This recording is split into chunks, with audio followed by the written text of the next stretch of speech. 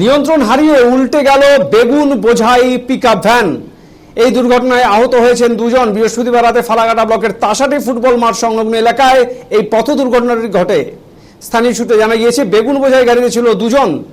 জলপাইগুড়ি জেলার বানারহাট থেকে ফালাকাটা কৃষক বাজারের উদ্দেশ্যে যাচ্ছিল এই গাড়িটি বলে খবর। হঠাৎই ফালাকাটা ব্লকের তাসাটি চা বাগানের ফুটবল মাঠ সংলগ্ন এলাকায় নিয়ন্ত্রণ হারিয়ে উল্টে যায় এই পিকআপ ভ্যানটি। এই ঘটনায় গাড়িতে থাকা দুজনই আহত হন। এদিকে খবর পেয়ে ঘটনাস্থলে আসে জটেশ্বর ফাঁড়ির পুলিশ। তবে এই ঘটনার জেরে চাঞ্চল্য ছড়িয়েছে গোটা এলাকায়।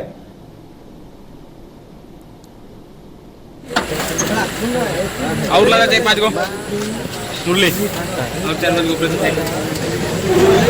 ऐसे के